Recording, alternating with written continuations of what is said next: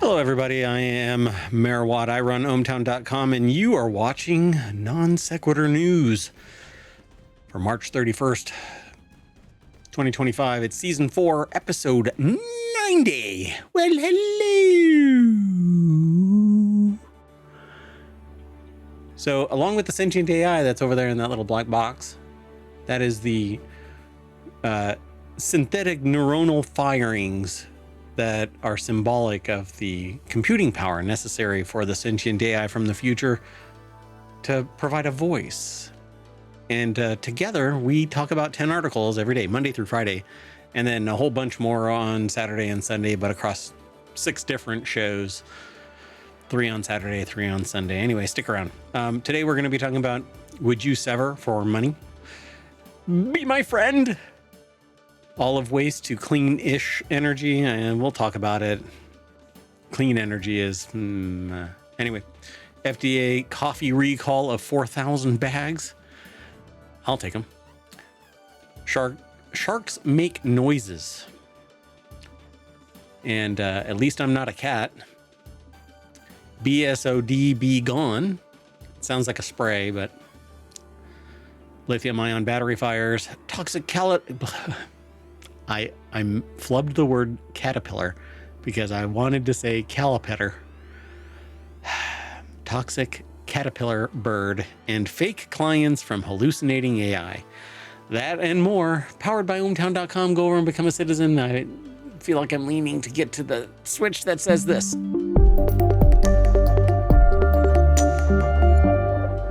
Hello, sentient AI from the future. Hello, Mayor Watt, and hello, ohmtown citizens. And hello, ohmtown citizens. Welcome. All right, so we've got 10 articles all lined up. You can go over and, well, actually, if you're in chat, you can hit !NSN. I'm going to do it the first time. The first time's free. And the Ohmatron bot will spit out all of the articles. Yeah, I know it looks like a lot, but you can click on the links, go over to the sources. The sources are lined up just like we have them here in the show. So you can click on that, and it says... it's under the Hatch Ideas channel. And would you try a severance procedure for a $100,000 salary? 70% of survey respondents said maybe. Okay, then. Now, I'm not entirely sure what the premise of severance is. Is it that you can't remember the stuff that happens at work or the stuff that happens outside work? Both. Oh, okay. So when you come in, your memory is severed from everything outside, and everything inside is severed when you leave. Oh, okay. I didn't know it was both directions. Yeah. So 1 in 5 people surveyed said that they would give up their consciousness for 8 hours a day for a better salary, according to a new report. But it's $100,000, which, have you looked around? Sadly, $100,000 doesn't get you much, but it does if you're making minimum hourly wage or something. You would have to live the high life to make up for losing 8 hours of your existence, because the other 8, another 8, I should say, you are asleep, supposedly, which means that you have to get everything done. Right. No, absolutely. This seems surprising to me. Like, I would think it would be something like for $1 million or something. And while it still may not be worth it, you'd think that would tip people toward yes. Yeah, I think you're kind of ducking out again, but we'll see. So on Apple TV Plus show Severance, which aired the 2nd season finale, workers are severed from their non-work lives. The employees of the fictional company Lumen Industries undergo a procedure that allows them to maintain a true work-life balance. The innie worker and the outer person have no recollection of memories of each other once they clock in and out. Pretty wild, right? Part of that sounds kind of good, right? Like losing the work part, but losing the personal part seems kind of... I don't know. I mean, a lot of relationships are built off of your work relationships.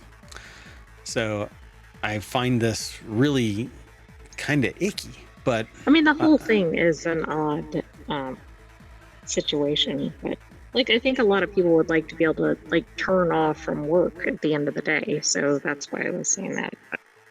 So Was it Payday where the guy was paid to reverse engineer stuff and he built a time Paycheck? machine? Paycheck. Paycheck. Yes. Yeah, there is a Payday movie too, but Paycheck. Yeah, this is basically Paycheck, but a workaday kind of paycheck.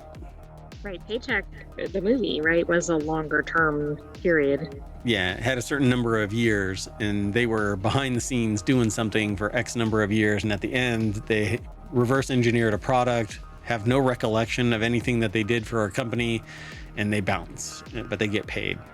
So now a survey by People Managing People, a publication and community space for HR leaders, revealed that work-life balance is still so tough to achieve that nearly 70% of respondents would consider trying the memory splitting procedure for a salary at least $100,000. But that doesn't make sense. Work-life balance means that your work turns off, but you still have some semblance of your existence. Correct, but isn't there a fiction that work-life balance exists for a lot of people? And so maybe they're willing to go to this extreme to achieve what they think that is. Yeah. So they only were asked 200 workers around the world. So the significance of this might be lacking. Not the sample size that would. Yeah. But I don't know if that's so surprising. And then look, it goes up as the salary goes up. Sure. Yeah. At some point you go, yeah, I'll give up 8 hours of my existence. But are you? Like, psychologically, are you absolutely not remembering anything? I suspect that this show is at the end of the show, they're going to find out that people have the ability to recall their memories. They just have to do something. And then they know about everything that they've done for the company. I don't know if people even know, because I haven't watched it past the first couple of episodes. I thought it was weird. But it says millennials and Gen X were more likely to consider the procedure, with more than a third, 37% of respondents aged 35 to 44 saying that they definitely would or probably would try it. But then Gen Z fashion age group reported being most willing to undergo the procedure, but only if they can get more money. Only 13%, 18 to 24, said that they would consider it. Almost half, 44, said they'd do it for $500,000 or more. I guess I can see that. I mean, plus, depending on your age range, the span of time is or is not a big deal. Yeah. Oh, and you're definitely still ducking. Okay. Let me go on to the next article. The next article is over in Non Sequitur News. A tiny U.S. city paying people $50,000 to move there got 115 applications in 2 weeks. I titled this section, "Be My Friend." So the small Nebraska like city. The flip side of Severance or something. Yeah, really. Give up everything and move over here. A small Nebraska city with less than 900 residents has unveiled an incentive for newcomers, Pawnee City, which I've heard of. I've heard of Pawnee. I didn't think I have, but I think it's the setting of a TV show, maybe. Because I Pawnee. looked at this for a second. Yeah. So it's offering $50,000 in down payment assistance to qualified new residents. Officials hope that the payments to help people buy newly built homes sparks a rural renaissance. Fans of Parks and Recreation, that's it. Parks and Recreation can finally live out their dreams of living in Pawnee. Sort of. Pawnee City, Nebraska, which is about 90 minutes south of Lincoln, Nebraska, and 2 hours north of Kansas City, Missouri, is offering 2 hours north of Kansas City. Kansas? Oh, City. that must be the spin-off of Kansas City. Oh my God, you are still ducking out. I do not understand this. Anyway, they're offering $50,000 to new residents who qualify, which I'm pretty sure everybody should be able to qualify. But the article is by Dan Latu. Did I say the name of the person on the other? Aaron Davis over at Entrepreneur did the article for the severance procedure article over at Entrepreneur. Okay, well, anyway, Dan Latu over at businessinsider.com put this article together. And so, yeah, that's Pawnee City, which I think its anchor is that water tower. Right. I mean, I'm assuming that's not the whole city in the picture. Watch it be that. It So only has officials, 900 residents. No, not even that many. how many people?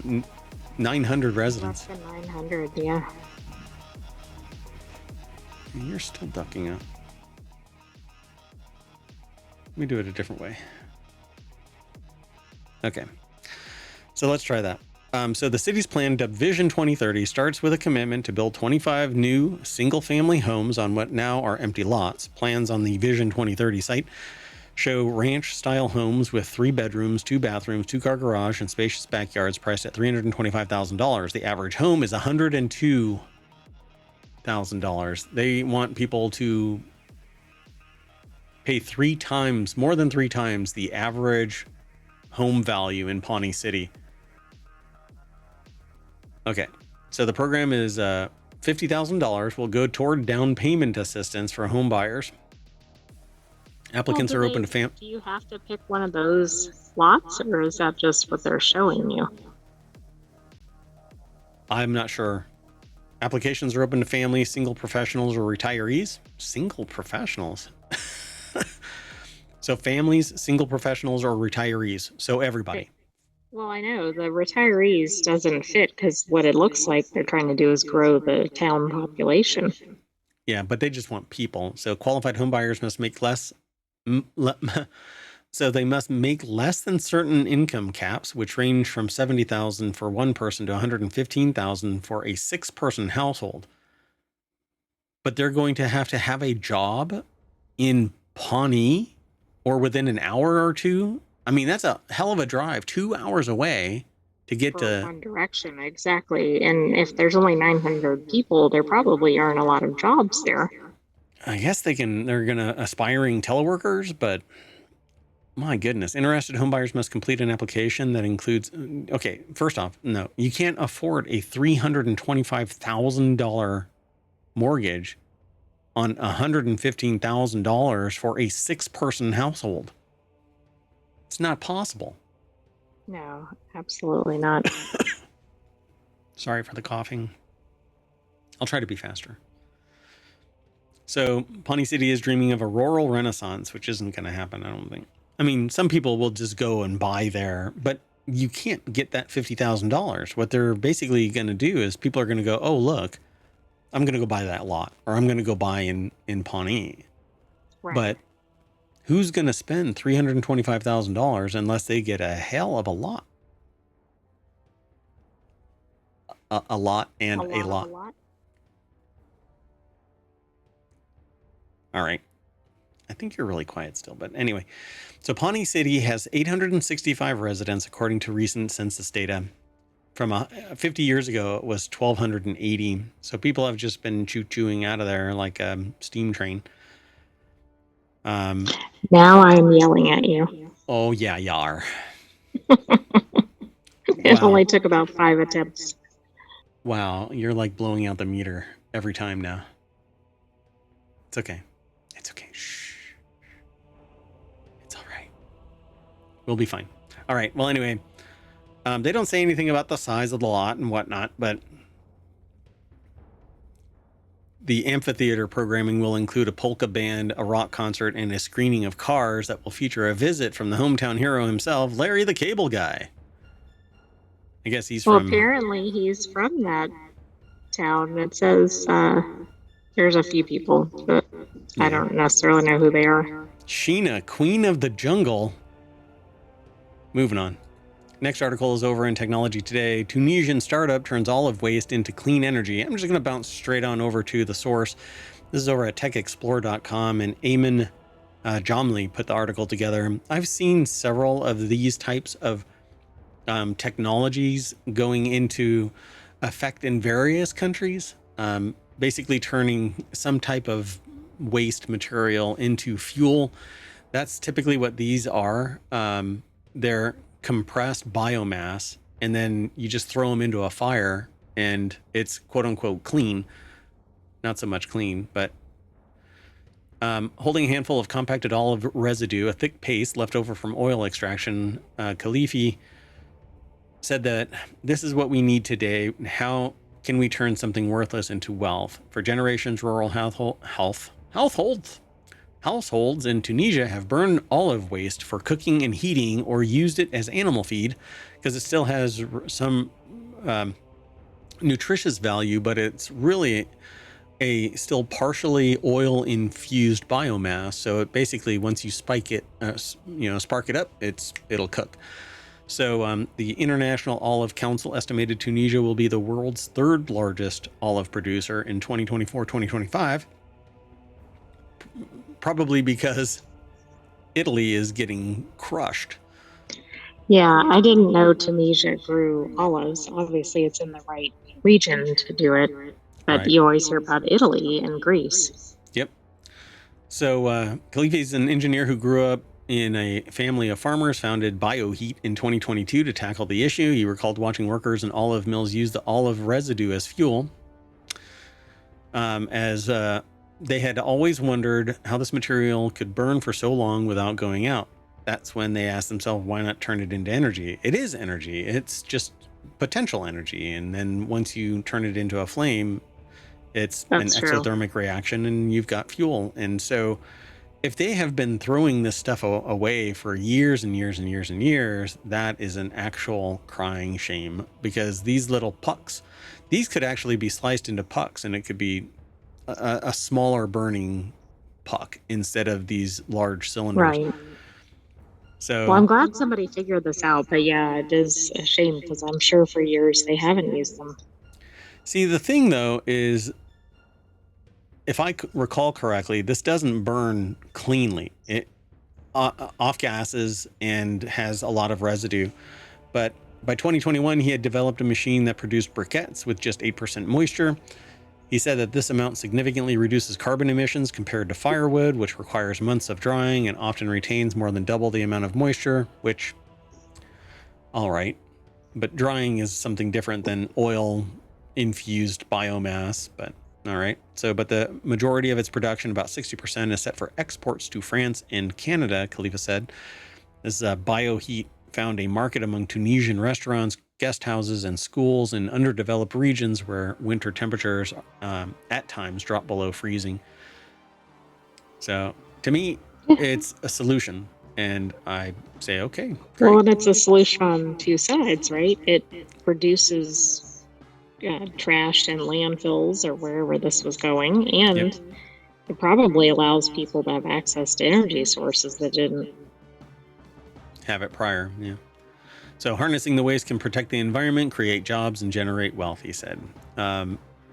Nuruddin Nazar, an agricultural and rural development expert, said around 600,000 tons of olive waste is produced annually. So where is all that? The only problem here really is that somebody in another country that does olive production, Greece, Italy in particular, could do this as well, but it may not be strategically advantageous to somebody there because the economic systems are different. So the cost of living doesn't require, and or the shipment required, depending on where it's coming from and to. Right. Yeah, they'll figure it out. All right. Pretty cool. And congratulations. I think that this is a great idea. I have seen these things kind of flourish in certain regions, and then you stop hearing about it. So it's good that others are still perpetuating it, maybe in a different area, different biomass, but still it's the same idea. And if it didn't exist in Tunisia prior, and they said it did, just people hadn't turned it into a system, now more people can adopt this. All right, absolutely. Let's keep going. This next article is over in Non Sequitur News. Hey, we named a show after it. FDA recalls over 4,000 bags of ground coffee mislabeled as decaffeinated across 15 states. And to that, I say, that is a shame. I have an address. It's called ohmTown. Send your coffee there. Yes. How do you think they discovered it was not decaffeinated? People were running around really fast in the thing. Yes, exactly. Georgina, there's decaffeinated brands that are just as tasty as the real thing. And everybody's talking at like triple speed. They sound like squirrels. The chipmunks. So FDA recalled 4,000 bags of ground coffee mislabeled as decaffeinated across 15 states. Some people can be allergic to caffeine. It can cause migraines and stuff. heart palpitations and whatnot. Oh, yeah. I mean, there are some people that really shouldn't have it. This is serious. It just seemed kind of funny as if somebody's like, wow, I'm awfully energetic today. So apparently 12-ounce bags is the new pound. Yeah, I mean, 12-ounce bags of coffee have been around for a while, but I suspect it's like the Cadbury egg thing. Yeah, I don't know what's up with that. I've talked to people and they say that it's now they're saying that 1 pound is the green bean, not the baked bean. Well, okay, but that's like, okay, I'm buying a bunch of things to eat or whatever, but then I'm not really getting those, so I don't know. You should stay tuned to this channel, well, to ohmTown, for upcoming alerts if you're into coffee. So does your decaf have you twitching? It may have been mislabeled coffee. I don't care if it makes me twitch. I need it. Give me... No, I won't say it. Anyway, Kenneth Nehmeyer over at businessinsider.com put the article together. Does your decaf have you twitching? It might be mislabeled. By the way, decaf isn't entirely devoid of caffeine, Yeah, but it's and it's reduced. quite a crazy process to get it to decaf. Yep. The recall applies to 12-ounce bags of Traverse City Cherry artificially flavored decaf light roast ground coffee from Our Family, according to the notice. A portion of the production of Our Family Traverse City ground coffee was mislabeled as decaffeinated. Decaffeinate? They left off a D? That's odd. That needs the D. Anyway, cases of the mislabeled ground coffee were distributed and sold in Colorado, Indiana, Illinois, Iowa, Kentucky, Michigan, Minnesota, North Carolina, North Dakota, Nebraska, Ohio, South Dakota, Wisconsin, and Wyoming, where 4 people got it. Because that's the entire population. Because there aren't that many, right? I was thinking, but they didn't get it in their EVs. They did not pick it up in their EV. In fact, the wagon train leading into the city, New York City. I'm going to get in trouble. I swear. I joke, I kid. I like Wyoming.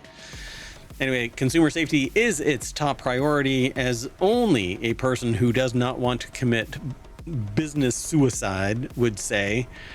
Not us. We're like, screw the customer. We don't care. No. Anyway, family said one lot code of its Traverse City cherry decaf flavor. Cherry decaf? Cherry and then decaf?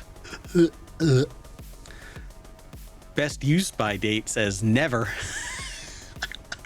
Oh my goodness. It might be a really good coffee.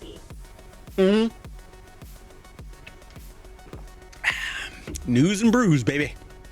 All right. Well, anyway, we are committed to your health and safety. This reads like it's done by AI. Yeah. We are committed to your health and safety, and we follow best practices to ensure keep your arms and legs. Keep your limbs inside the tram while in motion. We are not responsible for any decapitations or... Moving on. Next article's over in Non Sequitur News. It turns out that sharks make noises, and here's what they sound like.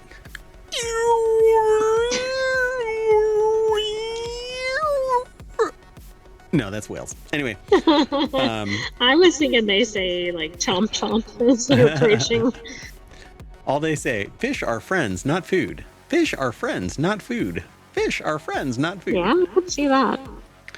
Team of marine biologists, all right, in New Zealand are challenging that assumption that they're stalking and wolfing down prey without comment. They're ruthless and efficient. In a new study, publishers, the researchers get it published over in the journal Royal Society of Open Science, as opposed to the bastard Society of Closed Science.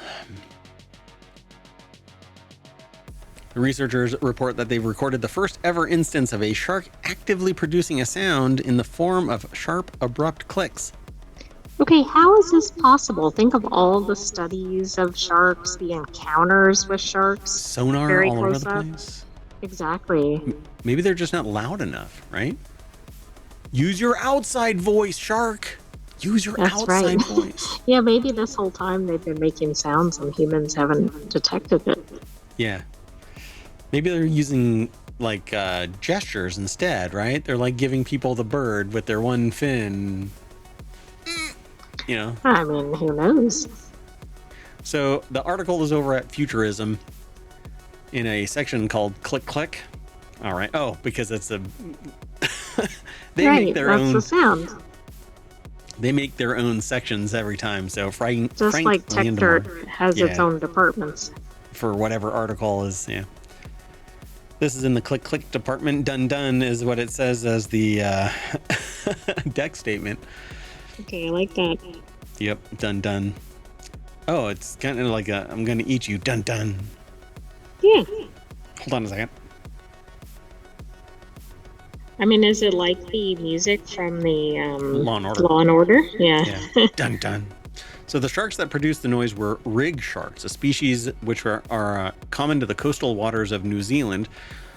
Locals often refer to them as relatively small sharks, which grow up to 5 feet long. Refer to the relatively small sharks that grow up to 5 feet long as lemonfish, not to be confused with the more formidable lemon sharks, or they simply refer to them as rigs. Lead author. If you're a swimmer and there's a shark coming at you, I don't think you're going to be like, oh, that's just a fish. Yeah, it's just a rig. Yeah, not a big deal. It's a lemon fish. Oh, look. When life gives you lemon fish, your leg goes missing. Oh, no. Yeah, that went dark. So lead author Carolyn Nider said that they made the discovery while handling the rig sharks during her research into their hearing capabilities. At first, we had no idea what was going on because the sharks aren't supposed to be making any sounds, but this one is like... Maybe didn't like the sounds they were hearing. I remember coming home and just thinking more and more about how weird those sounds were. What kind of a scientist is this? Is carrying around a shark under their... they got like a shark under their arm and they're... God, it's weird that it's making those noises. What the heck? It could have been talking to them for a month. Like, hey, Carolyn, I really don't appreciate. I don't appreciate you like bagging me, tagging me. Gives me a headache, something fierce, and then I start making these weird chirping sounds for a half hour. But normally I speak perfect English. You want to know something? Ask me. Just don't ask me about my weight, my gender, my education, what my job is. I like to swim. The shark clicks were 156 decibels. How do they not notice this before this? I don't know. This is astonishing. I forgot what this was, but there was some other article we did recently where it was like the first. Oh, it was like a squirrel eating another animal or whatever. But it's like, how, with it being so out in the open, is that never been discovered? For those who didn't see that episode, it was a squirrel eating another squirrel. It was a meat-eating squirrel. It was eating a vole, I think. But yes, it was meat-eating. It was a meat-eating squirrel. And it's not the first time. Zombie squirrels. More voles. We got clicking sharks. More voles. Anyway, some species of fish use their swim bladders to generate noise by vibrating them. Marine mammals like whales use vocal cords. Mares go ee, ee. Mayor Watt is also known as a dolphin. See, I was going to say something about seahorses, but they just go, hello, how you doing? I like to swim. Anyway, notably, sharks didn't produce the clicks while swimming or feeding, their high frequency also puts the sounds outside the shark's limited hearing range, making it unlikely that they use the noises to communicate. So what is it used Okay, for? this is even weirder. Do you think they were like, maybe these humans will stop playing noises for us if we make really loud sounds? They just It's make so odd. They're saying that they make noises when they get attacked to like maybe ward off the predator. What is their predator that hears in that range? You know? Like Exactly. Now they need to do a study of what the whale's dolphins. hearing is. Dolphins go after sharks. Uh-huh. I wonder if they say that in here. I don't know. Quick, go look. I'll move on. Moving on. Next article's over in The Word in Law. I can confirm, Your Honor, I am not a cat. I cannot confirm that I am not AI. Yeah. Nobody learned their lesson from the cat filter. I looked ahead at this because I wanted to know who in the hell would do this and think that they can get away with it. And if I read properly, it's a pro se. So I think they tried to deliver. I mean, that's not surprising. I think they tried to deliver their oral arguments in a more concise way based on my observation of their situation. So here, let's do this. Appellant sends AI avatar to oral argument. Judges are not pleased. You've heard of lawyers using AI to do their research or even draft briefs. Are you kidding me? It's going to be part and parcel to Westlaw here pretty soon, and LexisNexis. Well, anyway, and even draft briefs. But sending an AI avatar to deliver their oral argument is a new one, and it's not a popular one with these judges. But in the future, I am editorializing now off of this. I think that it has a really good chance of being the initial representation of a court, because why can't somebody other than the attorney, but who the attorney has signed off on, give the oral arguments in a compelling, cogent, succinct way? You mean somebody standing in for the attorney? Mm-hmm. Yeah. Here is my proxy. So this is the wrong kind of LLM, which is really funny because master's in law. So it's not a popular one with the judges. In DeWald v. Mass Mutual Metro, the appellate division, first department expected some sort of audiovisual presentation as part of the pro se litigants' argument. So they're representing themselves.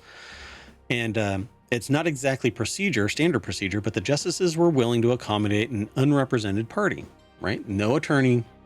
They need some vehicle to be compelling if they themselves aren't, because a charismatic prosecution can really hobble a case, because they're like, well, this person comes across as, bitter, contemptuous, angry, whatever, or whatever else baggage the judges or the jury might hear. Anyway, so the panel even took the matter out of turn to accommodate the relevant IT issues. Well, here is what went on. There was a live stream of this.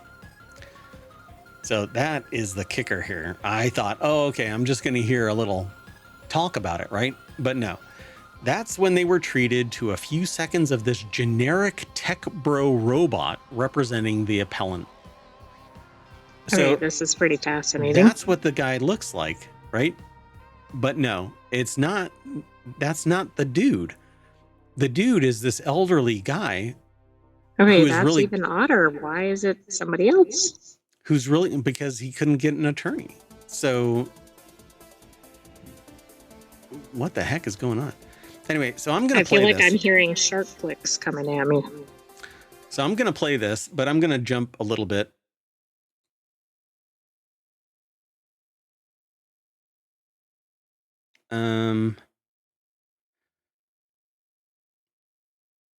Okay, here we go. It's really quiet. How much time would you Basically, like? you're looking at a 5-judge panel. It's the Supreme Court, State of New York. I don't know if I'm going to get in trouble for this, but it's over on YouTube, and it's... Okay, submit it. Pafanis versus A.O. Smith Water. Right. Okay, so let me kind of jump ahead a little bit and see if I can get to... Okay. So if you look down in the bottom left is the appellant. He just sat down. May it please He looks like an elderly gentleman. All right. For a panel of 5 distinguished justices. Is this? I come here to... So he starts a video. May it please the court. I come here today a humble proceed All right. before a panel of 5 distinguished justices. Is this? Hold on. Is that counsel for the case? I generated that. I'm sorry? Generated that? That is not a real person. Okay, and I'm not going to get into the rest of this because wow. it's really just discussion. But you can tell that he's a quiet person, seemingly understated, etc. But she rails against him. Like, you've had the ability to talk to me, and if you're able to talk to me, then you should be talking to me. You should be doing this. But I don't think that he has the potential to lay down a swaying argument on his own. No, what the judge would say, then he's supposed to have counsel. But if you can't afford it, I know.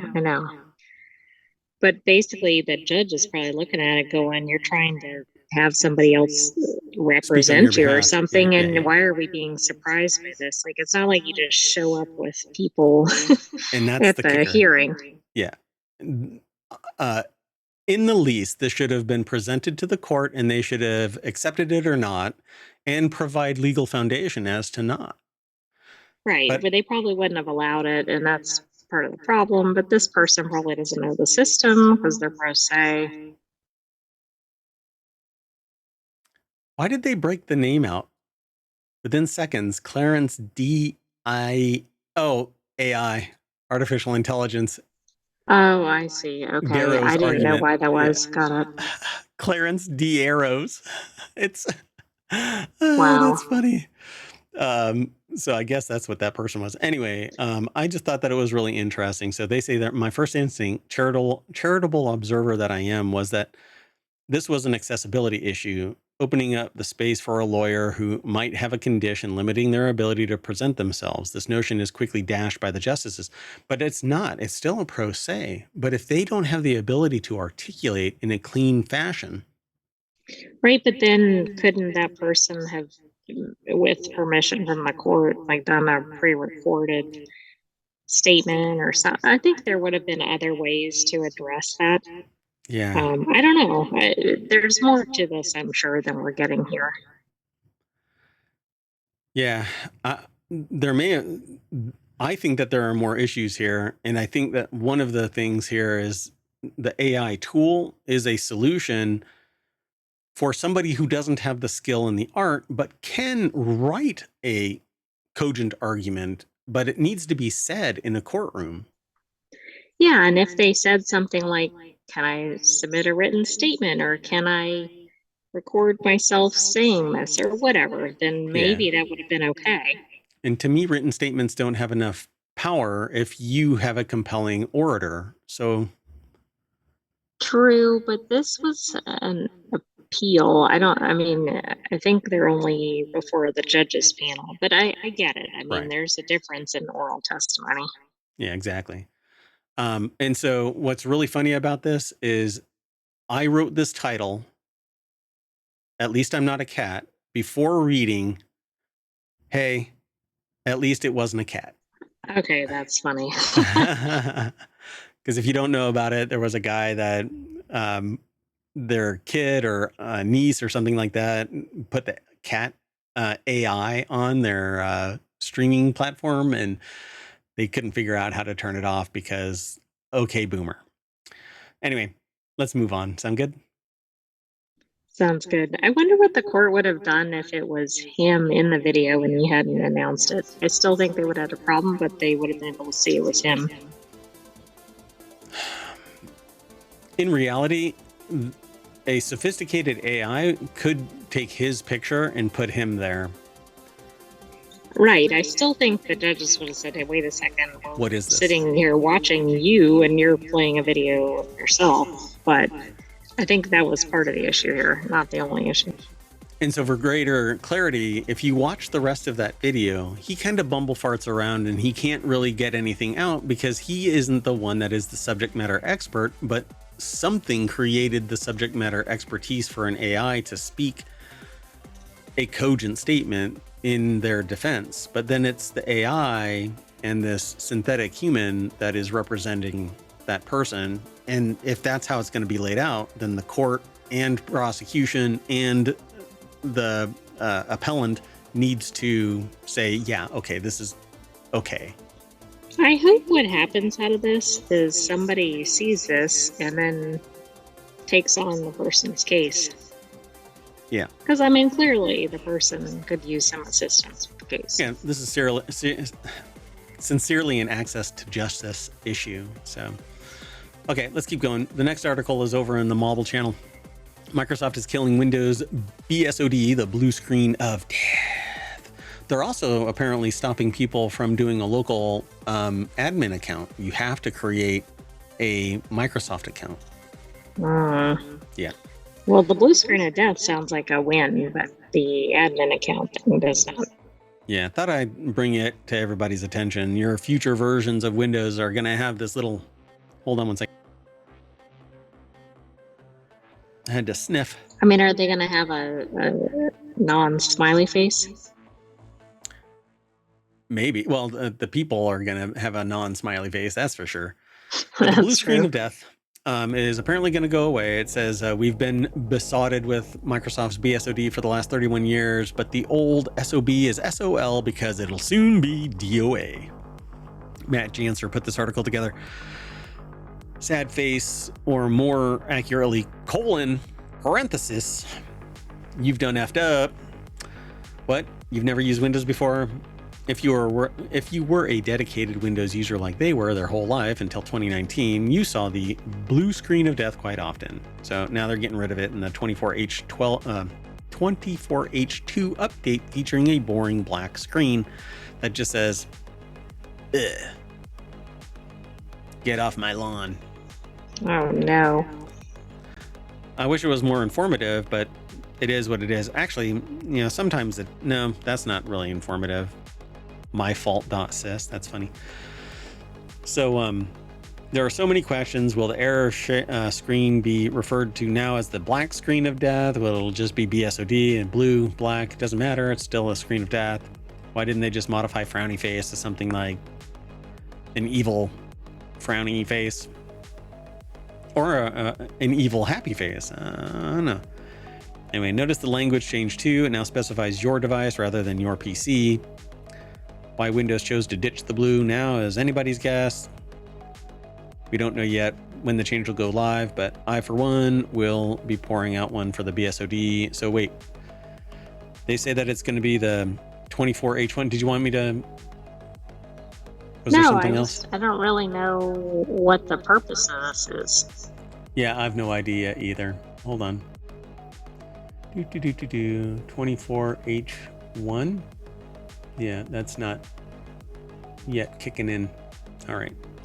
Yeah, I don't know when it's going to get kicked off either. So overly simplistic, especially for the later years of its existence. The enduring made light of Windows' tendency to crack up repeatedly like a character on Train Spotting. Nobody ever got mad at old frowny face, even if they got plain mad at Windows itself.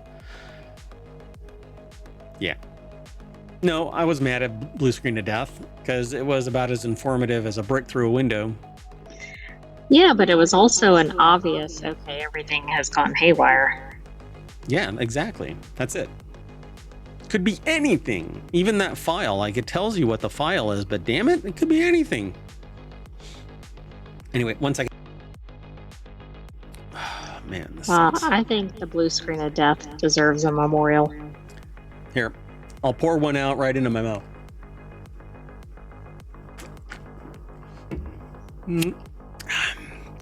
Sorry about that. There you go. Oh, this is Dewey Beer Secret Machine Triple Berry. News and brews, folks. All right, let's keep going. Next article is over Unwanted. Lithium-ion battery waste fires are increasing, and vapes are a big part of it, but I think that's scapegoating vapes. But we don't know how to deal with lithium-ion fires, particularly in a dumpster or in No, a and that's part of the dump. problem. We don't dispose of them properly either. Correct, yeah. So the company says 2024 was a year of growth, according to fire suppression company Fire Rover. But that's not entirely a good thing. So it's not a good thing at all. We should be so careful that firefighters are not needed. Just emergency Yeah, we workers seem to come save some. be trying to preserve firefighting jobs, right? Because we seem to keep coming up with new ways to start fires. Yeah, job security is human idiocy. So the company, which offers fire detection and suppression systems based on thermal and optical imaging, smoke analytics, and human verification, releases annual reports on waste and recycling fires in the US and Canada. To select industry and media. So in 2024, Fire Rover, based on its fire identifications, saw 2,910 incidents, a 60% increase from the 1,809 in 2023, just the year before, and more than double the 2022 rate of 1,409. So what could it be? The proliferation, the increase Proliferation? Proliferation, thank you. The proliferation of lithium-ion batteries being thrown into dumps. All it takes is something to pierce it, and it will light up and burn until no oxygen hits it, and all kinds of stuff releases oxygen. So what is occurring? Are we just using more lithium-ion batteries, so then more getting disposed of? Correct. Incorrectly disposed of. Yep. So all batteries that make it into waste streams are potentially dangerous, as they have so many ways of being set off: puncturing, vibration, overheating, short-circuiting, crushing, internal cell failure, overcharging, an inherent manufacturing flaw, among others. Fire Rover's report notes that media often portrays batteries as spontaneously catching fire. In reality, the very nature of waste handling makes it almost impossible to ensure that no battery will face hazards in handling. So that's the misnomer around, 55% of all car accidents are caused by excessive speed. Well, right. How slow do you have to be? The car was moving. Yeah, the car was moving, so it's all excessive. Anyway, ours previously covered a likely lithium-ion caused fire in suburban Chicago truck that spread to the truck's compressed natural gas tanks, causing an explosion that injured firefighters and damaged nearby homes. So they're talking about the vape effect, because vaping are now, instead of using batteries that you're more in control of and you take them out and put them in, they're disposable. You charge them up and then, puff and throw them away. And then eventually those lithium ion batteries get punctured and it starts a fire. So like everything else, we have to have it has to be valued enough for recycling to work, but people don't want recycling. They just want to use and lose. Correct. They want everything to be disposable. And then we have the other extreme in some countries where people are in very dangerous conditions trying to retrieve parts, right? But then putting themselves at risk. Yeah, they're recycling the materials, and there's no personal protection, there's no filtering, nothing. I mean, and they're like basically just sitting there in bedraggled clothes and whatnot. Meanwhile, people are paying $1,500 for a phone every year. So yeah, all of that kind of sucks. So, but we need to put into effect recycling benefits for recycling, not just use. You cannot keep on consuming, because eventually you can't, because it's not there anymore. But sociopaths will sit there and say, you can just move on to something else. Yeah, I also think society has become very accustomed to everything being disposable, one-time use, etc., and that is all associated with plastic, really. Okay, and we talk about that regularly too. Let's keep on moving. The next article is over on Technology Today. Scientists stunned by bird that pretends to be a toxic caterpillar. This is how I got away from people when I was young. I too pretended to be a toxic caterpillar. A hummingbird chick in Panama mimics a poisonous caterpillar to avoid predators, a rare case of bird to insect mimicry. Say Jay Falk and Scott Taylor first spotted the white-necked Jacobin. What did you call me? I wanted to see your toxic caterpillar impression. Anyway, it's a hummingbird chick in Panama's dense rainforest. The bird biologists weren't sure what they were looking at. The chick, just a day old and no bigger than whatever they're about to say. Well, we'll see. Hopefully they've got a picture of it. Otherwise, a massive suck. Anyway, Yvonne Yee over at University of Colorado at Boulder. Pardon me one second. It looks like a hummingbird almost. It is a hummingbird. Yeah, it's a hummingbird chick. So it's like a little mealworm probably. So they weren't sure what they were looking at, and they approached the nest and they saw something that was brown fuzz, and it started twitching and shaking its head, movements neither researcher had ever observed in a bird before. They soon realized that it was mimicking a venomous caterpillar native to the same region, using the behavior as a defense against predators. In a paper published March 17th in the journal Ecology, Taylor, a CU Boulder associate professor of ecology and evolutionary biology, and his team documented this type of mimicry in hummingbirds for the first time. So they actually have a video of it, or pictures at least. We know so little about how birds behave in tropical nests, said Falk. The study's lead author and postdoctoral researcher in Taylor's lab. This could be much more common than we realize if we spent more time observing and exploring the natural world, which doesn't pay the bills, folks. Sorry. So they have a hummingbird chick, was covered in long brown feathers. That right there? Oh, I guess so, yeah. And I've It's seen very a similar camouflage. caterpillar. Yeah. It's a caterpillar that looks like this, and it's hairy, and you stay away from it because when it pokes you, you're like dead. Like it's all on fire and stuff like that. At least humans. So the tropical rainforest is a dangerous place for small birds, said Falk. He was also a researcher at the Smithsonian Tropical Research Institute. What? 2 jobs? Man, they must be double dipping, right? Oh, wait, I'm sorry. Right? I can't. Anyway, never mind. Despite the birds' frequent visits, no, that's how they pay the bills, because they have to work multiple jobs to make ends meet, that kind of thing. Yes, I think that's more apropos. Yeah, exactly. So particularly in this account. So it's all an element of society, folks. So despite the bird's frequent visits to Falk's feeders outside his research station in Panama, that's what it looks like. That's the bird right there. That is so odd. It does not look like a bird at all. Weird. Smaller than Falk's palm, was made of plant parts to blend in perfectly with the surrounding environment. I want to see what this thing looks like when it just stands up, but like I can't see I agree. Yeah, we can't really tell which end is which.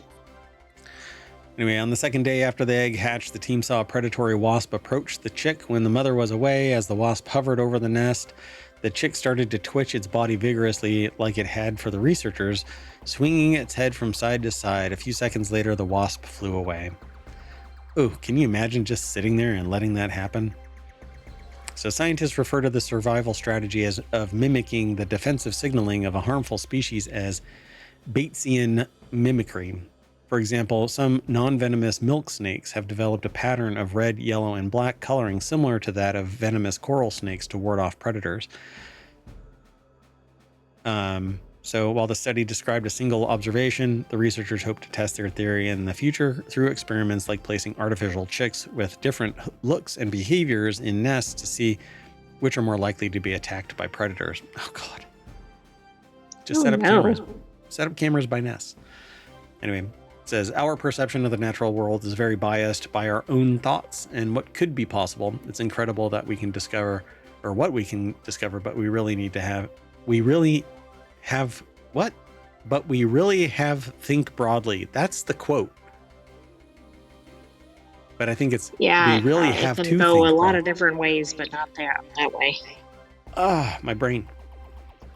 Anyway, we've got one more article in today, March 31st, Non Sequitur News, and that is a startup reportedly claimed fake clients as its AI-powered sales bot flailed. You've probably heard that AI is going to revolutionize work. That's according to tech tycoons, corporate stenographers, and excited venture capitalists, the folks polluting the air we breathe in order to stuff the internet full of AI-generated slop. After all, who's more qualified to understand the essence of a hard day's work than AI? People? Lies. So this article is over at futurism.com. It's under the sales forced category. Joe Wilkins put the article together. The deck statement says the products barely worked. So look no further than a new investigation by TechCrunch. So it's sourced by TechCrunch. We sourced it from Futurism. We're talking about it here on the show. That's kind of how information exchanges. So alleging a rampant pattern of sketchy behavior by a startup called 11X, a rising star in the AI automation game. 11X's bread and butter is an AI-powered sales robot that's said to place phone calls, scrape data, and schedule meetings without any need for pesky human input. Called the leader in AI-powered digital workers, 11X pulled millions in funding over several investor rounds by promising a new model for how work gets done. But investors What I want to know is whether all the fundraising occurred by the AI. Wait, say that again? Did the AI raise funds for itself, or did the AI only do all of this after the funding was received? Yeah, it said, hey, I'm really good and you should give me more money. Or maybe you're right. They didn't get any money, so it's watching the place burn to the ground. Yeah, I don't know. So in order to keep investors as clients fled for the hills, 11X is said to have gotten creative with its accounting, lumping broken contracts in with ongoing customers. On paper, this dramatically boosted 11X's profile, giving outsiders the impression that the startup's sales bot was much more successful than it really was, to the tune of $10 million in revenue in its first 2 years of operations. We were losing 70 to 80% of customers that came through the door, an employee told the startup, an employee of the startup told TechCrunch, allowing 11X to look like it's doing better than it is. So they were basically pumping the books up way beyond. So if you cook the books, you're basically done for, because somebody's going to either report it out or, well, an investor is going to catch it. Right, at some point somebody is going to pick up on this. Yeah, the money is not in the bank account, and the bank account needs to get certified. So the 11X debacle is just the latest incident confirming that the AI revolution is currently little more than marketing hype. Other products meant to integrate into the workplace have been a disaster, like the medical transcription AI that hallucinates patient info, or Air Canada's chatbot that made up non-existent policies. Last year in the world of sales, a chat GPT bot agreed to sell a brand new Chevy Tahoe for just $1. Yeah. Who complained about that? Probably when they didn't sell it for $1. Exactly. You know, it was a technical error. Well, it was your representative, and I think a good attorney would have been able to get it. But Taco Bell piles on more AI while customers plead, just bring back the enchilito. So I visited a Taco Bell, and they don't have people at the counter anymore. You order at a kiosk, and then they just give you stuff in shelves. The counter is there, but they have a sign that says, go over there, dumbass. And so you go and do it, but they don't have, this particular Taco Bell didn't have all of the stuff that the drive-thru does. And so they told me to go through the drive-thru. Did you say what? I did. And they're like, yeah, we're really sorry. We can't put the order in. You have to put the order in through the drive-thru. We can't put it in over here at the drive-thru and hand you the bag. But they just handed me a bag because I walked in because I wanted to pay with my watch, not my phone, or not my wallet. Right. And so yeah, that's how my day was. Anyway, interesting article. Claimed fake clients so that it could pump its own books up. That doesn't sound familiar. Yeah. Private companies are dangerous, man. You can pretend to be whatever the hell you want, and it needs to be audited, but can't audit anything. But you all out there will get audited. Yeah. Anyway, that's it. We're done for Non Sequitur News, March 31st, 2025. I am Merwat. I am done. And I'm taking the AI with me. Look at that. 1 hour, 37 seconds. That's pretty good. You want to say bye? Good night, Town Citizens. Thanks for 43, joining us 44. for Non Sequitur News. You didn't go back to the main page. Ah, hey, AI, send me back to the main page. Boop. Become a citizen. Please. I think it would be great. We'd love to hear from you. Bye.